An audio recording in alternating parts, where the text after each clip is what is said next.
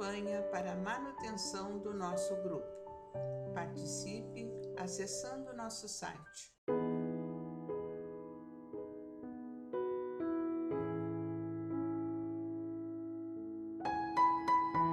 Saudações fraternas, caríssimos irmãos do nosso livro Seara dos Médios, da parceria Chico Emmanuel. Nós vamos ler um trechinho do capítulo 73, Aliança Espírita. Na reunião pública de 7 de outubro de 1960, foi proposta a leitura do item 334 de O Livro dos Médiuns. Está na segunda parte, capítulo 29, Reuniões e Sociedades. Antes de vermos a mensagem do nosso irmão Emmanuel, vamos ler um pequeno trecho, porque ele é bastante longo, desse item, não é 334, Sociedade propriamente ditas, de O Livro dos Médiuns, em que em que Allan Kardec, o codificador da doutrina, vai escrever. O Espiritismo, que apenas acaba de nascer, é apreciado de maneiras diversas e muito pouco compreendido na sua essência por grande número de adeptos, para oferecer condições suficientes de união geral entre os seus membros para se formar uma associação. Não poderão existir essas condições a não ser entre os que compreendam o seu objetivo moral e procuram integrar-se nele. Entre os que só o veem através dos fatos mais ou menos curiosos, nenhum elemento sério de ligação poderia existir.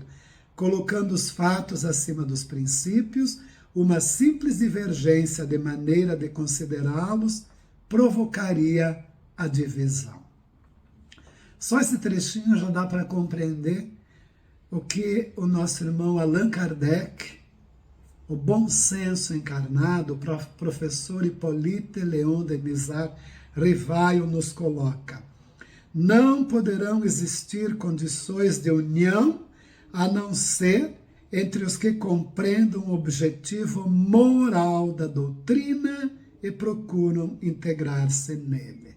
Quem busca apenas o fenômeno, coloca os fatos acima dos princípios.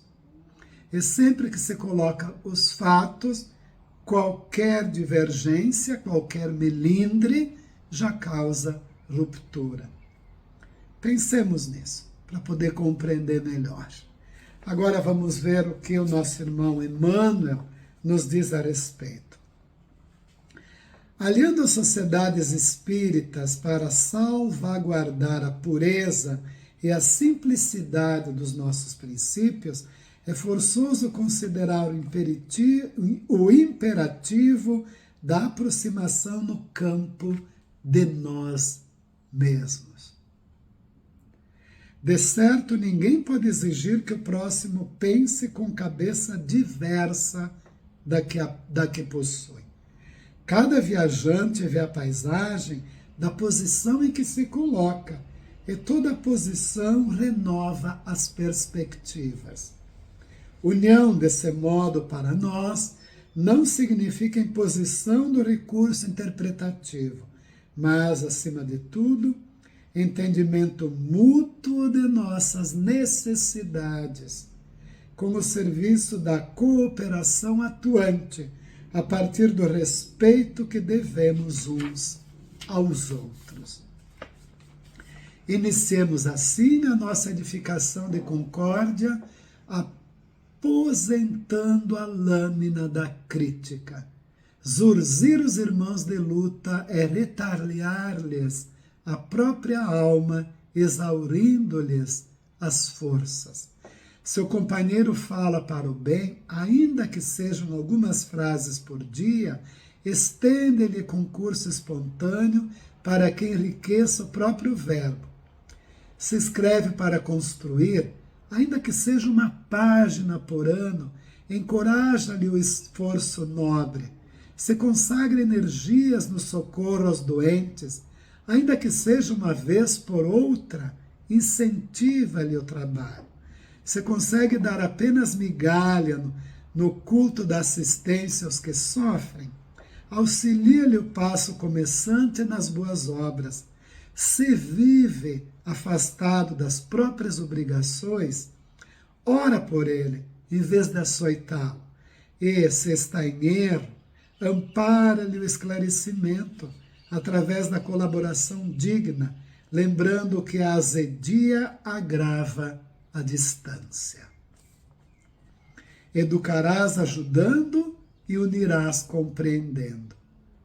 Jesus não nos chamou para exercer a função de palmatórias na instituição universal do Evangelho. E sim foi categórico ao afirmar: os meus discípulos serão conhecidos por muitos se amarem.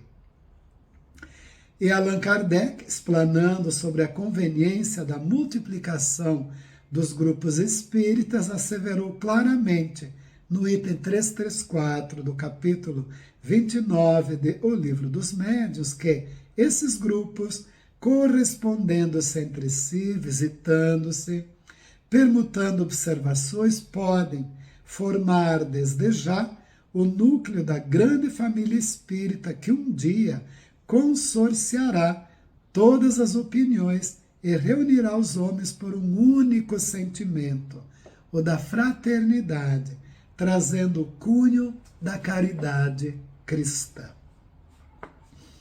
Voltando aqui numa frase contundente do Emmanuel: educarás ajudando e unirás compreendendo. Sem crítica, mas ajudando. Pensemos nisso.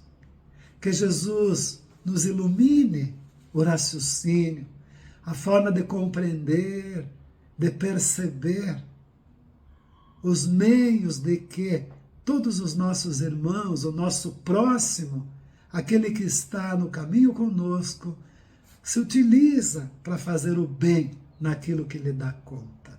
E que possamos ampará-lo e auxiliá-lo, assim como também nós somos carentes de auxílio e de amparo no nosso dia a dia. Jesus nos ampare sempre. Deus ilumine os nossos caminhos. Muito obrigado, assim seja. Campanha para a manutenção do nosso grupo. Participe acessando nosso site